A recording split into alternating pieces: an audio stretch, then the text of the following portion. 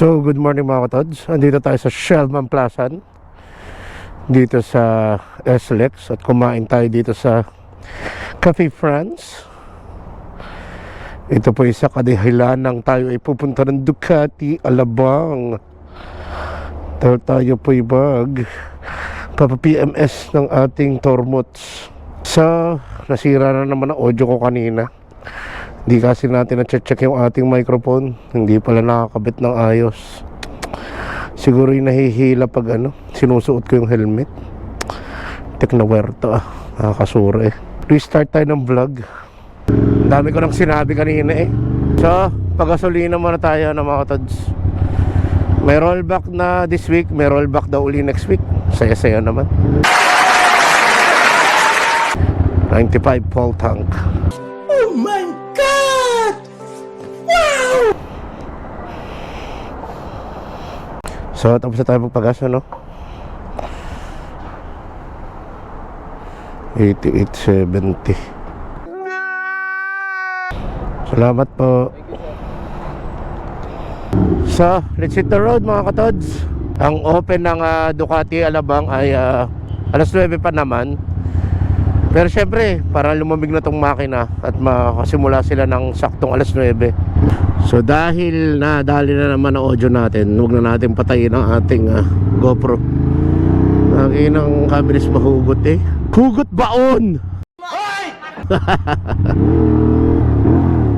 So bakit nga ba dadayo pa tayo ng Alabang para sa PMS? Meron namang New Nemar Access Plus Batangas City. Well, ito po ay sa kadahilan ng pipick upin din natin ang pyesa ng ating Street Fighter V2. Yeah, boy. Bumili na din kasi tayo ng front and center slider at saka ng upper and lower radiator guard. Kaya tayo ngayon ay backpack gaming sa ating likod at nananalangin akong sana'y magkasya ang mga pyesa sa aking backpack. So nalalapit na ang pagtapos ng ating Philippine Loop. Nagaganapin nitong July 11 kasama ang Scrambler QC. Kaya kailangan na nating ipa-PMS itong ating motor Nako naman si Titi. Magagamit naman natin yung video kanina ginawa ko na lang siyang intro since wala nga sound para may showcase naman natin yung Cafe France, which is napakasarap dahil tayo mahilig sa itlog mga katods. Mahilig tayo sa omelette. Pwede na! So ang plano ng grupo led by June Urbina ng Scrambler QC ay magre-reverse Philippine Loop daw kami. So meaning from sila Quezon City, punta muna sila ng Batangas, then pupunta muna kami ng Mindoro, then going to Aklan, Iloilo, then Negros, then Mindanao, then Tacloban to Samar, then ang last is Matnog, which is magra-ride na pabalik sa kanya-kanyang bahay. Mas mahirap ito mga katods kasi kung kailan ka na pauwi at pagod, tsaka nandun yung mga long ride. Hindi katulad pag inuna mo Matnog, pag baba mo ng barko ng last Batangas na, lungga na natin. Sana ay may magbago, pero kung stick to the plan naman, no problem naman. Basta tayo ay may kasama. Saka nang ma-PMS ni Duke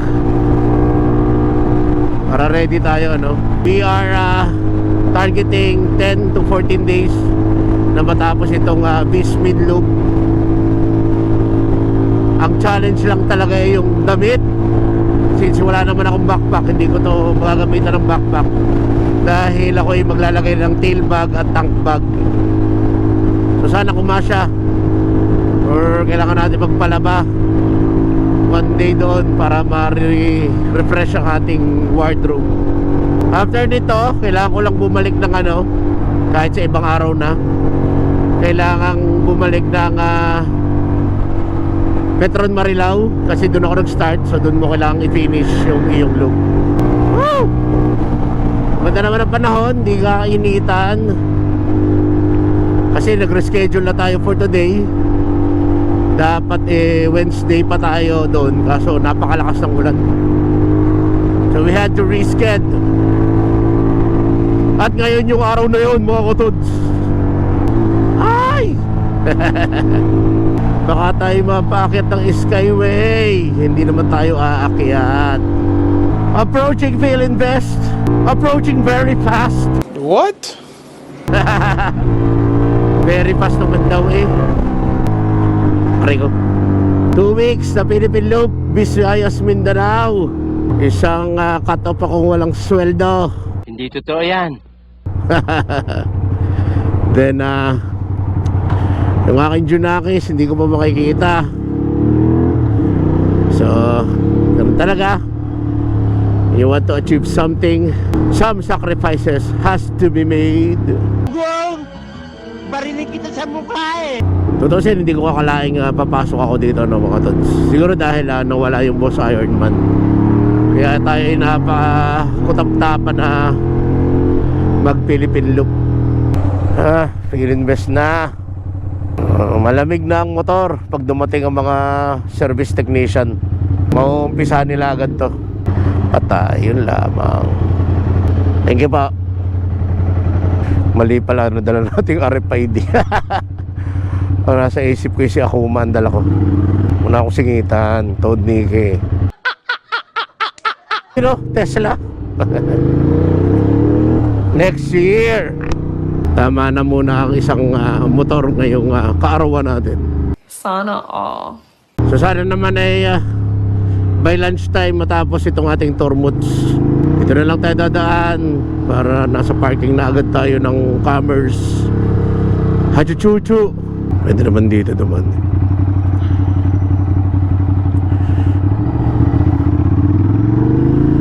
So ito yung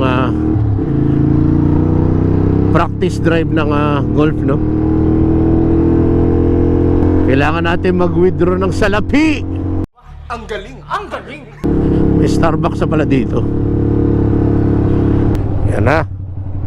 Nandito na po tayo sa Commerce Center ba to? Tama, Commerce Center nga ang tawag din eh.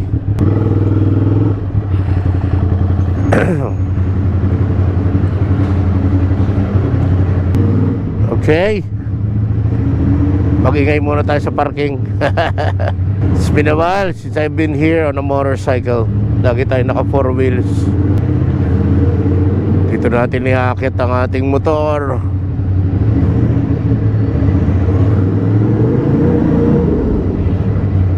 Yan na, Ducati service.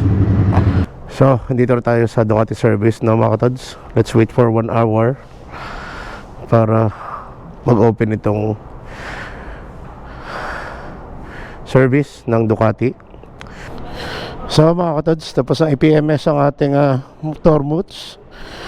At pick up na rin natin ang ating mga piyesa, no? Tayo gagaor na. Bro, what are you talking about, man? At tayo ay babalik pa ng Batangas. So let's go. Yeah. Sana'y huwag umulan. Mapepepe na naman tayo. Naayos naman nila yung ating clutch. So diretso na lang tayong uwi mga katods. At baka umulan. Baka tayong madali. So yun lang naman ang ating video, no? Ngayon mga katods. Again, maraming salamat sa Ducati Alabang para sa pagsiservice ng ating motor. At it feels great naman after ng PMS service. Parang bago lahat yung mga preno natin, pati yung clutch. Hindi na sila haros pakiramdam.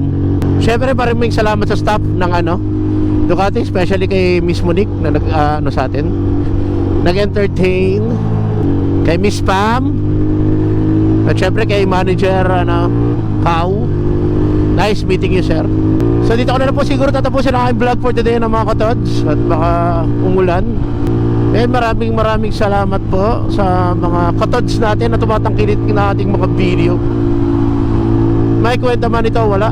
Everything is very well appreciated.